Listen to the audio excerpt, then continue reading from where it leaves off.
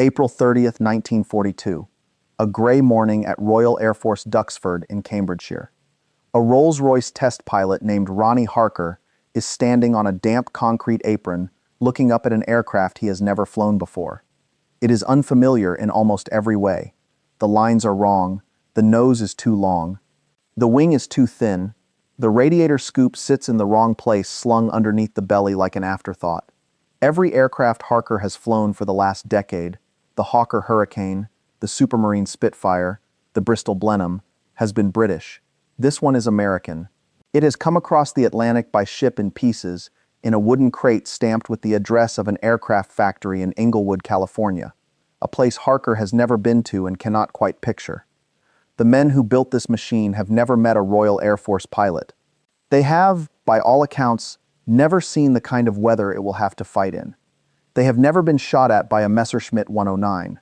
And yet here it sits, fueled and warm, propeller turning lazily in the breeze, waiting for a man whose entire professional reputation is built on knowing what an airplane should feel like when it is good.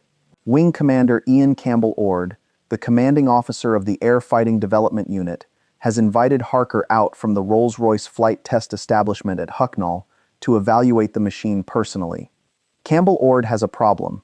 His unit has been testing the new American fighter for several weeks, and the official verdict is that above 18,000 feet, it falls off badly. At 20,000 feet, it is slower than the Spitfire Mark V, and the Spitfire Mark V is already being shot down in increasing numbers by a German fighter, the Focke-Wulf 190, that the Royal Air Force has not yet found an answer to. By every official measurement, the American airplane is a disappointment. It cannot do what fighter command needs a fighter to do. It cannot climb high enough to fight the Luftwaffe over France. The British have already decided to relegate it to a low-level role, tactical reconnaissance and ground attack, work the Curtiss Tomahawk could do almost as well. The aircraft Harker is about to fly is, on paper, a failure. Campbell Ord does not believe the paper. He has watched this machine in the air, and what he has watched does not match the official verdict. He cannot explain it, and he wants Harker, a senior Rolls-Royce service liaison test pilot with one of the broadest catalogs of fighter experience in the country, to fly it and tell him what he thinks. Harker climbs into the cockpit. The harness is unfamiliar. The instrument layout is not where his hands expect it to be. The throttle moves the wrong way for a British pilot, and he has to stop himself from jerking it back when he means to push it forward. He starts the engine. It is a 12-cylinder Allison V1710, a workmanlike American power plant designed for low-altitude performance with a single-stage, single-speed supercharger that has already been the source of every complaint anyone has filed about this aircraft. He taxis out, lines up, and pushes the throttle forward.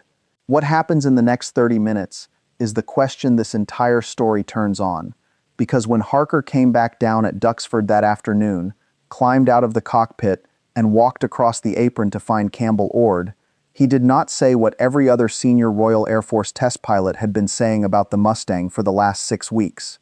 He said something else, something that, the very next day, he would put on paper in a short report that would alter the course of the air war in Europe and, by every honest reckoning, shorten the war itself by a measurable margin.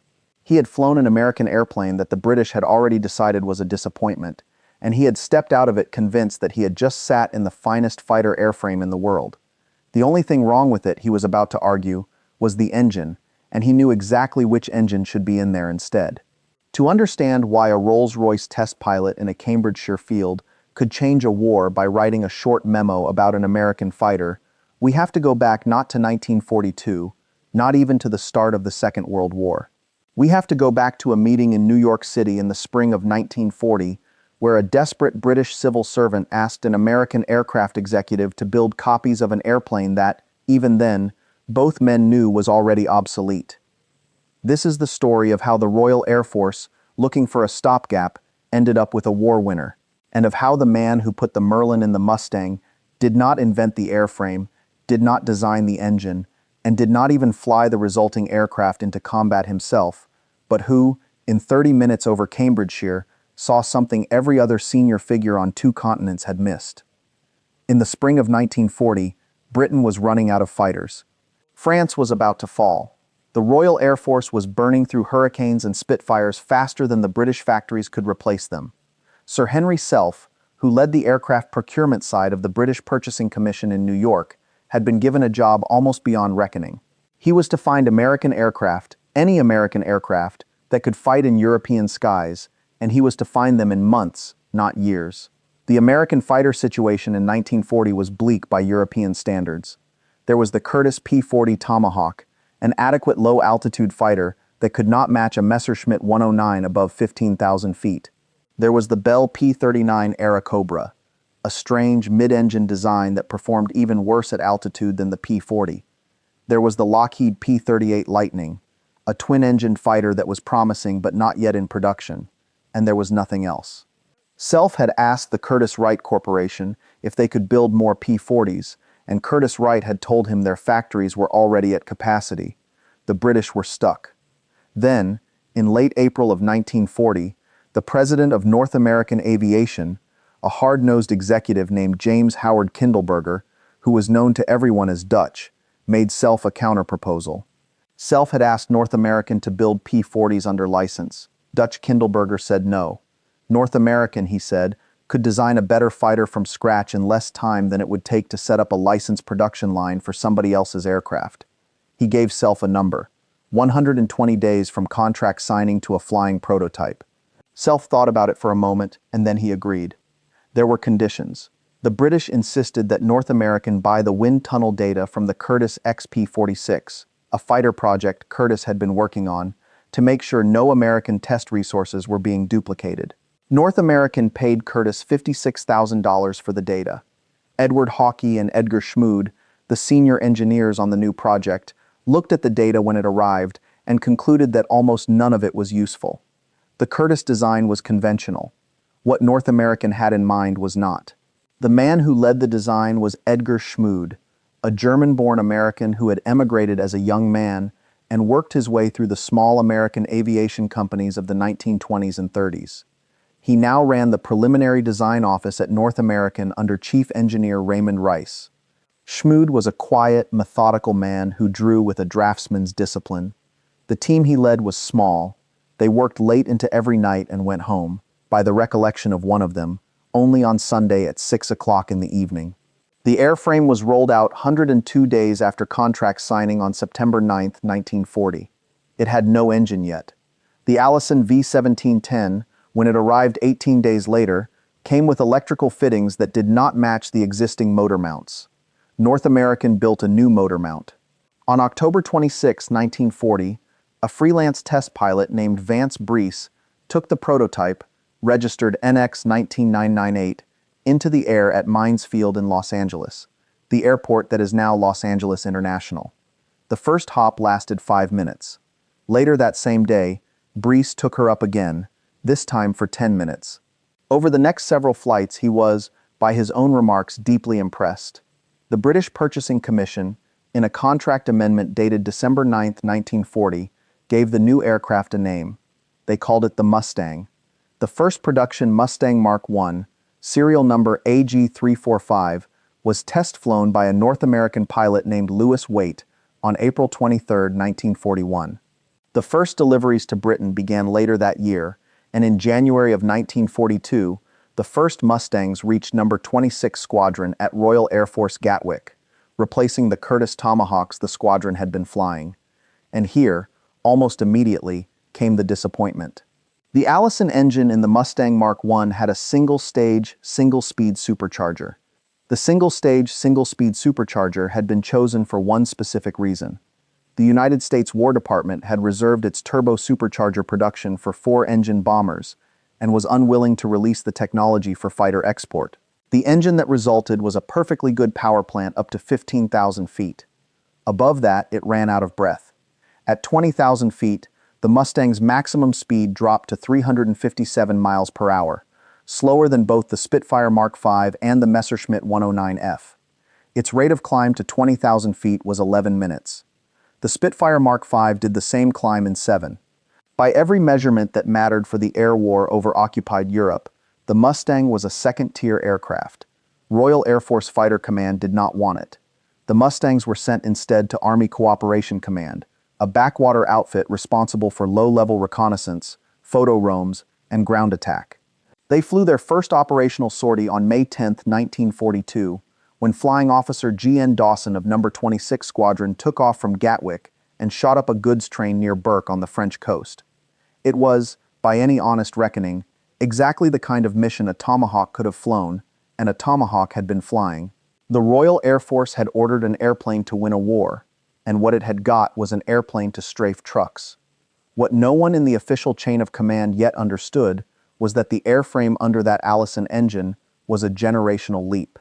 It was not just incrementally better than the Tomahawk. It was the first fighter in history to use a laminar flow wing, an airfoil section developed jointly by North American and the National Advisory Committee for Aeronautics. The laminar flow wing produced dramatically less drag at high speed than any conventional wing then flying.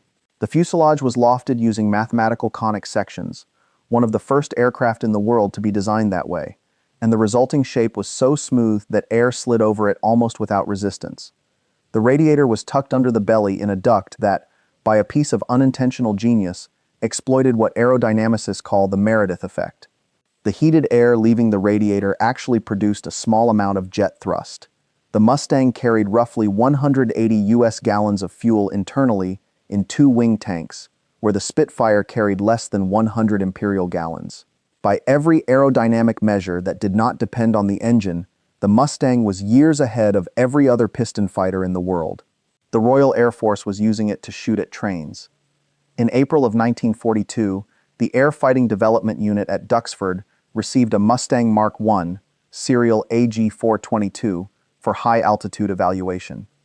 Wing Commander Ian Campbell Ord, the unit's commanding officer, watched the test reports come in and saw exactly what every other Royal Air Force officer had seen.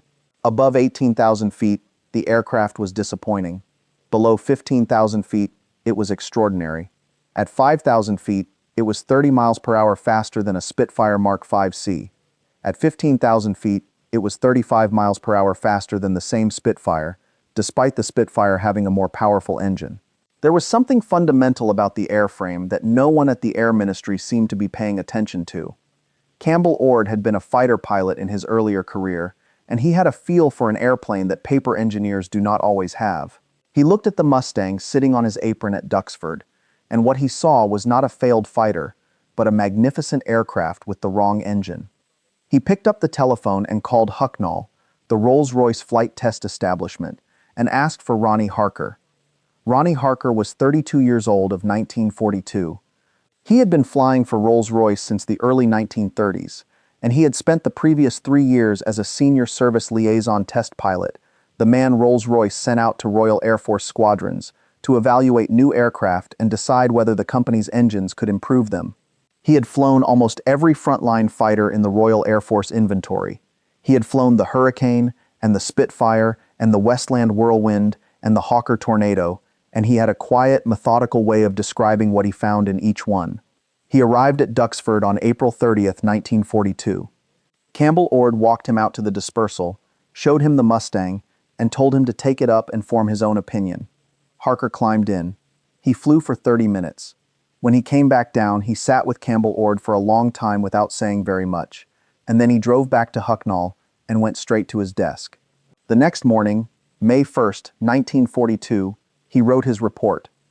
In it, Harker wrote that the Mustang appeared to him to be a formidable low and medium altitude fighter, and that with a powerful engine, specifically the Rolls-Royce Merlin 61, then being prepared for the new Spitfire Mark IX, its performance could be outstanding.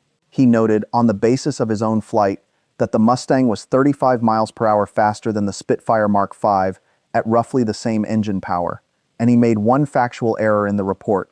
He ascribed the design to a former Messerschmitt engineer, when in fact Edgar Schmued had never worked for Messerschmitt. Schmued had spent his early career with Fokker and General Aviation in the United States, and had never set foot in a German fighter design office in his life. The error did not matter. What mattered was the recommendation. Harker, having flown the aircraft for 30 minutes, was telling Rolls-Royce that an American airframe currently being used to strafe trains in northern France could, with the right engine, become the finest fighter in the world. Harker was not a senior figure. He had no formal authority to recommend anything to anyone. He was a test pilot writing an internal company memo, but he had picked up the telephone before he wrote that memo, and he had called a man named Ray Dory, the head of the Rolls-Royce Experimental Flight Test Division at Hucknall, and asked him a simple question.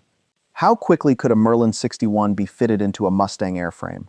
Dory, within 48 hours, had taken the question to Ernest Hives, the head of Rolls-Royce, who took it to Air Chief Marshal Sir Wilfrid Freeman, then serving as Vice Chief of the Air Staff. By May 13th, less than 2 weeks after Harker's flight, an Air Ministry meeting had authorized the conversion.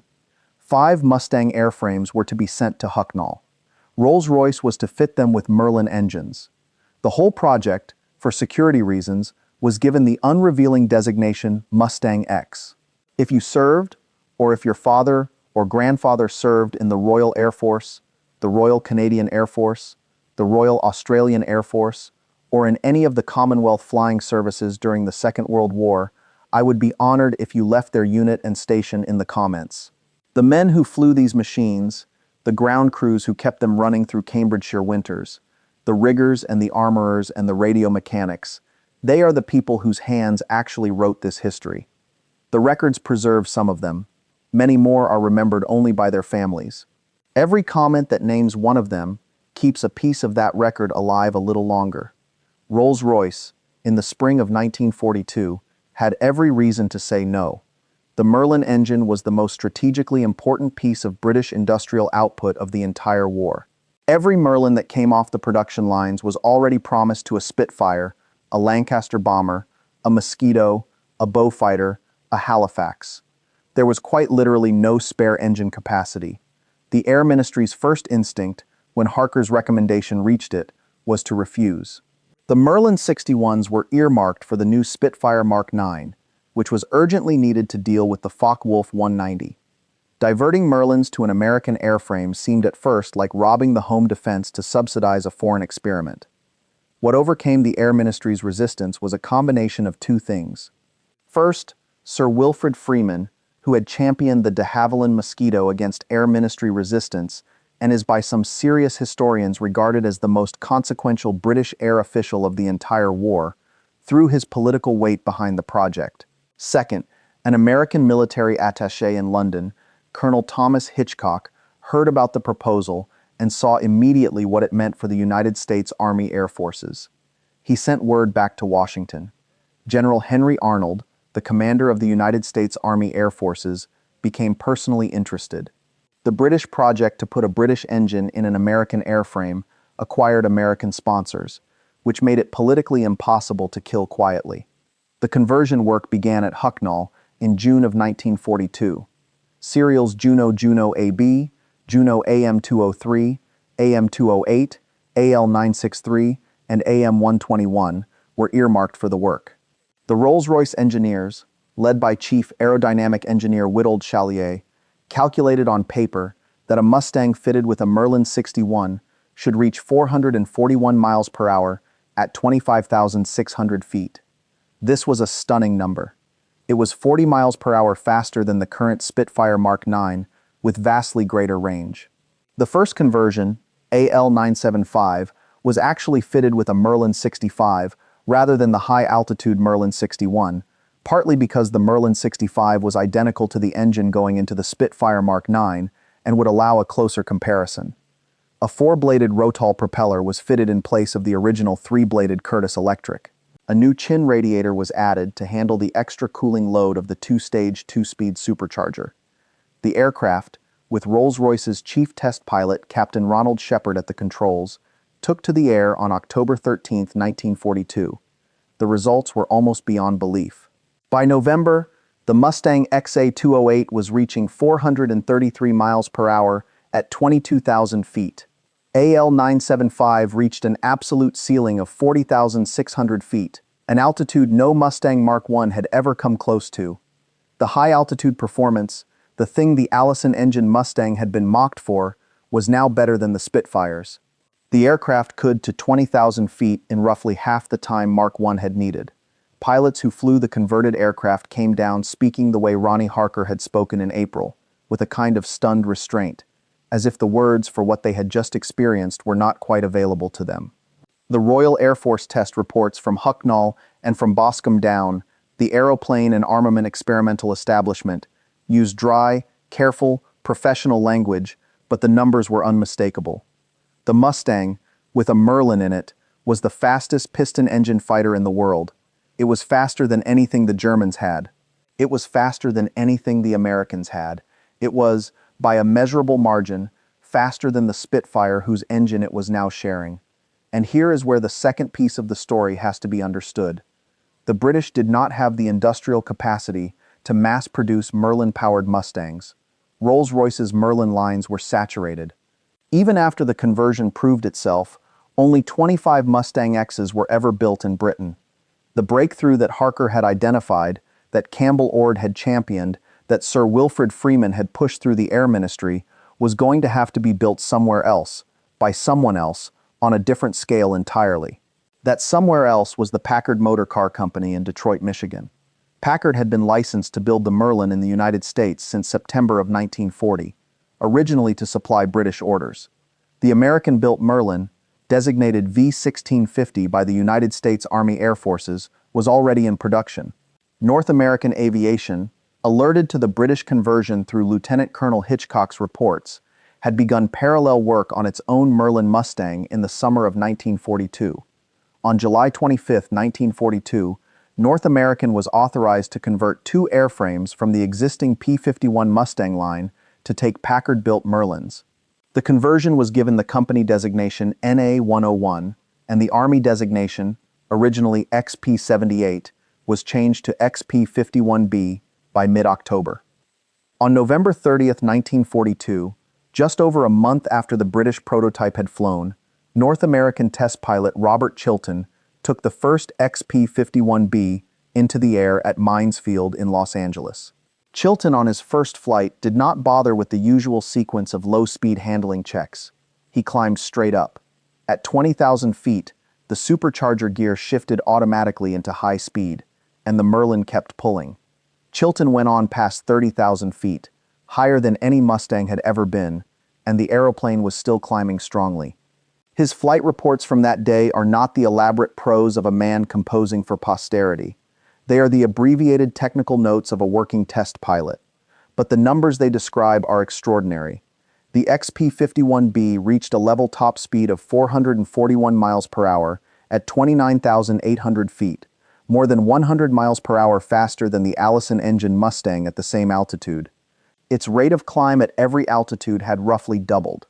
In August of 1942, even before any Merlin-powered Mustang had flown, the United States Army Air Forces had ordered 400 P-51Bs on the strength of North American's projected performance figures.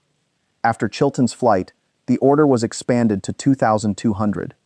By 1944, the Mustang was being built at 2 plants, Inglewood in California and a new facility at Dallas in Texas, on a scale that no British factory could have matched. The first Merlin Mustangs to reach a combat unit went not to the 8th Air Force, the Heavy Bomber Force, but to the 9th Air Force, the Tactical Air Force. They were issued to the 354th Fighter Group, which arrived at Royal Air Force Boscombe in November of 1943, and flew its first combat mission on December 1, 1943, under the operational control of 8th Fighter Command. The Royal Air Force, designating the new aircraft the Mustang Mark III, received its first deliveries in late December of that year, with No. 65 Squadron at Gravesend the initial recipient. No. 19 and No. 12 two squadrons followed in early 44, the 3 squadrons forming 122 Wing of Fighter Command. The Mustang's primary mission, almost from the moment it became available in numbers, was long-range bomber escort. Until the Merlin Mustang appeared, the 8th Air Force's daylight bombing campaign over Germany had been crippled by losses. The Boeing B-17 and consolidated B-24 bombers, which had been advertised as capable of defending themselves against fighters with their mass defensive guns, had proved unable to do anything of the sort. Unescorted raids on the German aircraft industry, in particular the costly attacks on the ball-bearing plants at Schweinfurt, had laid the doctrine bare. On August 17, 1943, the combined Schweinfurt-Regensburg strike sent 376 bombers into Germany, and lost 60 of them outright, roughly 16% of the force. On October 14, 1943, the second Schweinfurt raid, the day American crews would call Black Thursday, sent 291 bombers and lost 60 more in the air, with another 17 written off after they returned. Effective losses on Black Thursday approached 1 in 4. No Air Force in history had been able to absorb such losses for long. The bombers needed escorts, and no existing fighter, the Lockheed P-38 Lightning, the Republic P-47 Thunderbolt, the British Spitfire, had the range to escort them all the way to a target deep inside Germany and back. The Merlin Mustang did. With external drop tanks, it could fly to Berlin, fight, and return. With the addition of an extra 85-gallon fuel tank fitted behind the pilot's seat, and with the larger 108-gallon drop tanks that came in alongside it, the combat radius pushed past 800 miles. By the spring of 1944, 8th Air Force bombers were being escorted all the way to the most distant German targets and back. The German fighter force, which had been the principal threat to the daylight bombing campaign, began to take losses it could not replace. The men who flew the Mustang in this role have left some of the most direct and unguarded testimony in the entire literature of air combat. Brigadier General Tommy Hayes, then a fighter pilot with the 357th Fighter Group, said the Merlin Mustang had the 3 qualities you needed if you were going to escort bombers to Berlin: range, range, and range. Colonel Clarence Bud Anderson, one of the highest-scoring American Mustang aces, wrote in his memoirs that the aeroplane went, in his exact word, like hell, because the Merlin had what he called great gobs of power and was equally at home high or low, thanks to its 2-stage, 2-speed supercharger. The Royal Air Force pilots who transitioned from Spitfires to Mustangs in 1944 gave it the particular kind of compliment that British fighter pilots reserved for aircraft they actually trusted. They said it was honest. They said it told you what it was going to do before it did it. They said you could ride it through maneuvers that the Spitfire would not survive, and that it would still be there underneath you when you came out the other side. But the question that opened this story has not yet been answered. Why was it Ronnie Harker, in a single 30-minute flight, who saw what no one else had seen? The answer is that other people had seen pieces of it. Royal Air Force pilots who flew the Allison Mustang knew it was a remarkable aeroplane below 15,000 feet. Engineers at North American Aviation knew the airframe was years ahead of its competition. Even within the United States Army Air Forces, the idea of pairing the Mustang airframe with a higher altitude engine had been discussed before the British conversion flew. The idea that the Mustang might benefit from a better engine was not unique to Harker. What Harker did that no one else did in the spring of 1942 was to act on it within 48 hours. To telephone the head of the Rolls-Royce experimental division before he had even finished writing his report, and to push a recommendation through political resistance that could easily have killed it. He was not the first person to think it. He was the first person to make it happen. His report did not contain a single new idea. It contained a single old idea, expressed with sufficient urgency that the institutional friction that usually stops good ideas from becoming hardware was, in this one case, overcome. This is also the reason why a great deal of the official British post-war literature on the Mustang understates Harker's role. He was not a senior officer. He did not write a doctrinal treatise. He flew a borrowed aeroplane for 30 minutes and wrote a short report. By the standards of military bureaucracies, this is not the kind of contribution that generates monuments. He received an OBE late in his career. He retired to New Zealand, where he spent his remaining years fishing and flying. He took his last flight in a Mustang in New Zealand in 1997 at the age of 88. He died, by the obituaries, content with what he had done, and he did not, by the recollection of those who knew him, feel that he had been overlooked. He was not the kind of man who needed his name on the airplane. There is, in the Rolls-Royce internal correspondence from the second half of 1942, a curious subcurrent that historians of the period have noted.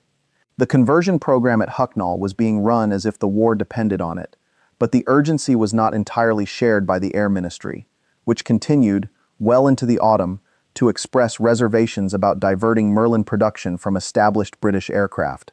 The decision to proceed at scale required, as nearly all such decisions did in wartime Britain, a particular kind of senior official, willing to take the political risk of being wrong. Sir Wilfrid Freeman was, by every account, that kind of official. He had championed the Mosquito against similar resistance, and he was prepared to do the same for the Mustang. Without him, the conversion might have remained a curiosity. With him, it became the basis of an industrial program. Across the Atlantic, the American end of the story had its own quiet politics.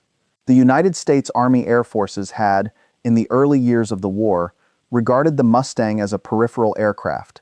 It had been built for the British. It used a British engine after the conversion that the Army had no enthusiasm for. The American services were heavily invested in two other fighters, the Republic P-47 Thunderbolt and the Lockheed P-38 Lightning, and there was institutional resistance to admitting that an aircraft they had not asked for was about to outperform the aircraft they had. The man who broke through that resistance, on the American side, was Lieutenant Colonel Thomas Hitchcock, the assistant air attaché in London during the period he wrote the reports that mattered. Hitchcock was an unusual figure, even by the standards of wartime military attachés. He had been the greatest polo player of the interwar years, holding a 10-goal handicap for 18 of the 19 seasons he played, and he had social access at the highest levels of the United States government. He used that access in the spring of 1942 to send word back to Washington about what the British were doing at Hucknall. His reports reached General Arnold, who pushed the United States Army Air Forces to begin its own Merlin Mustang conversions in parallel. Hitchcock himself did not live to see the airplane prove itself in operational service. By 1944, he had been transferred from the embassy and assigned as Deputy Chief of Staff for the 9th Air Support Command, where one of his ongoing concerns was the longitudinal stability problem the P-51B had developed once the 85-gallon fuselage tank was filled. On April 18, 1944, Hitchcock was personally test driving a P-51B near Salisbury in Wiltshire when the aircraft suffered a catastrophic structural failure and broke up. He was 44 years old. The Mustang program owed him a debt that the Royal Air Force and the United States Army Air Forces both quietly recognized at the time, and that the official histories have, again, tended to underplay. The technical chain that connected Harker's flight to the eventual operational success of the Mustang ran through a succession of small institutional decisions, almost none of them dramatic in themselves. The decision to fit a Merlin 65 rather than a Merlin 61 to the first Mustang X was made because the 65 was identical to the engine in the Spitfire Mark IX and would allow a closer comparison. The decision to use a four-bladed Witold propeller was made because the additional power of the two-stage Merlin needed more blade area to convert efficiently into thrust. The decision to add a chin radiator was made because the two-stage supercharger ran hotter than the single-stage Allison and required additional cooling capacity that the original belly radiator could not provide alone. Each of these decisions was made by engineers working under deadline pressure, often without formal authorization, on the assumption that if the resulting airplane proved itself, the paperwork could be reconciled afterward. The story of the Mustang's transformation is, viewed from inside the engineering culture that produced it, a story of dozens of unauthorized small initiatives that, in the aggregate, became the war winner. This is the way major industrial breakthroughs almost always happen in wartime. They do not come down from the top in fully formed plans. They emerge from the middle, from the engineers and the test pilots and the production foremen, and they are gradually ratified, after the fact, by the senior officials whose names eventually appear on the official histories. There is a smaller piece of the operational history that deserves its own mention because it has been almost entirely buried under the more famous escort missions of 1944. On August 19, 1942, the disastrous combined operations raid on the French port of Dieppe, codenamed Operation Jubilee, took place. The raid itself was a costly failure, with the Canadian and British landing force suffering catastrophic casualties. But high above the beaches that morning, 4 squadrons of Allison-engined Mustangs from Royal Air Force Gatwick and adjoining airfields flew tactical reconnaissance for the operation. Of the 72 sorties they flew that day, 9 aircraft were shot down, including 5 from No. 26 Squadron alone. And in the smoke over Dieppe, an American volunteer flying with No. 414 Squadron of the Royal Canadian Air Force, Pilot Officer Hollis Hills, fired on a Focke-Wulf 190, and saw it go down. It was the first enemy aircraft credited to a P-51 Mustang in air-to-air combat. Hills, an American who had joined the Canadian Air Force before his own country entered the war, did not know at the time that he had just opened a chapter that would, 3 years later, end with Mustangs strafing aircraft on the runways outside Berlin. He was simply a young pilot in an airplane he had been told was second-rate, doing what the situation in front of him required. It is also worth noting that on October 21, 1942, 4 Mustangs of No. 268 Squadron, led by Wing Commander A.F. Anderson, flew the first single-engined fighter mission from the United Kingdom to cross the German border, attacking targets near the Dortmund-Ems Canal. The mission caused, by intelligence reports later captured, considerable consternation in the German Air Defense Command. Until that morning, the Germans had assumed that single-engine fighters based in Britain could not reach German territory at all. The Mustang had quietly demonstrated that this was no longer true. None of the 4 Mustangs that day was carrying a Merlin engine. They were Allison-engined Mark Is, the original disappointment, flying at low level under the German radar. The airplane was already capable of more than the Royal Air Force had originally believed. The Merlin would, 18 months later, multiply the capability by an order of magnitude. But the seed of the long-range fighter mission, of the ability to take the war to the German heartland in daylight at low cost, was already present in the airframe before the engine was changed. The German reaction to the Merlin Mustang has been recorded in considerable detail, both in operational documents captured at the end of the war and in the post-war interrogations of senior Luftwaffe officers. The most useful sources are the United States Strategic Bombing Survey interviews conducted in the summer of 1945, in which men like Adolf Galland and Hermann Göring were questioned at length about why the German day fighter force had collapsed.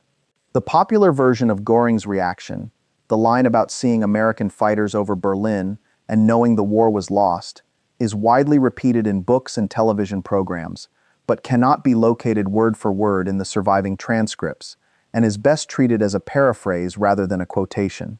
What can be confirmed is that Galland, the general of the fighter arm, told his American interrogators directly that the appearance of long-range escorts had been the decisive turning point in the air war over Germany. Galland's own internal reports, as the campaign was unfolding, put the same point in numerical terms. In the 4 months from January to April of 1944, the Luftwaffe lost something on the order of 1,000 single-engined fighter pilots killed, missing or wounded, a level of attrition the German training pipeline could not replace. The reason this happened was not, in the end, just the Mustang itself. It was a deliberate doctrinal change. In January of 1944, when General James Doolittle took over as commander of the 8th Air Force, he walked into the office of his fighter chief, Major General William Kepner, and asked him what the sign on the wall said. The sign said the duty of the fighter force was to bring the bombers home. Doolittle told Kepner to take the sign down. The new sign, he said, was to read that the duty of the fighter force was to destroy the German Air Force. The Mustangs were no longer to fly fixed escort, tied to the bomber boxes and forbidden to leave them. They were to roam ahead and to the flanks and behind, and to pursue the German fighters wherever they went, including down to the airfields where the Germans were taking off and landing. By D-Day, on June 6, 1944, the air over Normandy belonged almost completely to the Allies. The Mustang did not win that battle by itself. The Spitfire, the Thunderbolt, the Lightning, the Typhoon all played their parts, but the Mustang was the airplane that made the daylight bombing campaign survivable, and the daylight bombing campaign, more than any other single instrument, was what bled the Luftwaffe pilot corps dry. The deeper irony of the story is one that Harker himself, in his quiet way, used to remark on in the years afterward. The airplane was American, the engine was British, the wing was a joint product of an American manufacturer and an American government research body, the National Advisory Committee for Aeronautics, the predecessor of NASA. The Packard engines that powered the production aircraft were licensed from Rolls-Royce and built in Detroit by an American car company that had, before the war, made luxury sedans for wealthy Americans. The propellers on the early Merlin Mustangs in American service were Hamilton standard. The propellers on the British Mustang X conversions were Witold. The drop tanks that gave the aircraft its escort range were a joint Anglo-American development. There was no single national contribution that made the Mustang what it became. There was a long chain of decisions taken by men in two countries who, in most cases, never met one another, and whose contributions were each individually small, and whose combination was the finest piston-engined fighter aircraft of the war. The Mustang was not, in any pure sense, an American airplane. It was not a British airplane. It was the airplane that two industrial nations, working in parallel and very rarely in coordination, accidentally produced together because each one supplied something the other did not have. What Ronnie Harker said when he stepped out of the cockpit at Duxford on April 30th, 1942, varies slightly by source. Some accounts have him saying simply that he had just flown the most promising fighter of the war. Others have him remarking, in his usual understated way, that the airframe deserved a better engine than it had got. The most reliable record of his reaction is the report he wrote the next day, the report that survives in the Rolls-Royce archives at Derby, and that has been quoted in the official histories. In that report, Harker did not use the language of revelation. He used the language of a working test pilot reporting on a flight. He listed the aircraft's strengths. He listed its weaknesses. He proposed, in plain technical terms, what should be done about the weaknesses. There was no exclamation. There was no summons to history. There was a 30-year-old man sitting at a desk in Hucknall in May of 1942, writing down what he had seen and what he thought should be done about it in the unembellished prose of a professional. The report has, by virtue of what followed it, become one of the most quoted documents in the history of military aviation. It is worth remembering that the British Purchasing Commission in 1940 did not ask North American aviation to build the war winner. They asked for a stopgap. They wanted airplanes for the gap before British production caught up. The Mustang was not designed to be the finest fighter of the war. It was designed to be available. The fact that it became something more than its specification, that it became the instrument that broke the Luftwaffe's day fighter arm and brought daylight bombing to Berlin and back, is the kind of historical accident that no committee can plan for and no doctrine can predict. It happened because Edgar Schmued and his small team in Inglewood designed an airframe that was, by accident or by intuition, the right airframe. It happened because Rolls-Royce engineers in Derby and Hucknall, working on engines for a quite different aircraft, produced a power plant that was, by accident or by parallel evolution, the right engine. And it happened because a 32-year-old test pilot, on loan from Rolls-Royce, was invited to fly a borrowed American fighter on a damp Cambridgeshire morning and chose, in the 30 minutes available to him, to see what was actually there rather than what the official reports said was there. There is one more thing worth saying before this account ends about the nature of what Harker actually did. The popular version of the story, the one repeated in airshow programs and in television documentaries, often presents him as a lone genius who saw what no one else could see. That version is not quite accurate, and it is unfair both to him and to the others involved. Harker was not alone. Campbell Ord had already noticed that the airframe was extraordinary. The Americans, through Hitchcock and Arnold, were already moving toward the same conclusion. Sir Wilfrid Freeman had the political instinct to push the project through. W.E. Edgar Challier had the engineering competence to calculate what the resulting aircraft would actually do. Captain Ronald Shepherd had the test pilot's nerve to take the first conversion into the air. Robert Chilton flew the first American conversion just weeks later. The Mustang was not the work of one person. It was the work of perhaps 24, almost none of whom ever shared a room together. What Harker provided, in that one document on May 1, 1942, was the spark that connected the dispersed pieces. He was the conductive element. Without him, the pieces remained scattered. With him, they joined. If this account gave you something to think about, the small acknowledgement of a like helps the algorithm carry it forward to the next viewer. These are the stories that get drowned out by the more familiar names, by the great commanders and the great engagements. The men who designed the engines, the test pilots who flew the borrowed prototypes, the engineers who recalculated the supercharger gear ratios at 3 o'clock in the morning in a cold drawing office in Derby, they do not have their names on the museum aircraft. The airplanes carry the names of the manufacturers and the units that flew them, not the people who quietly, in offices and hangars on both sides of the Atlantic, made them what they were. To remember those people by name where the records remember them, and by acknowledgement where the records do not, is the only kind of preservation we can still offer.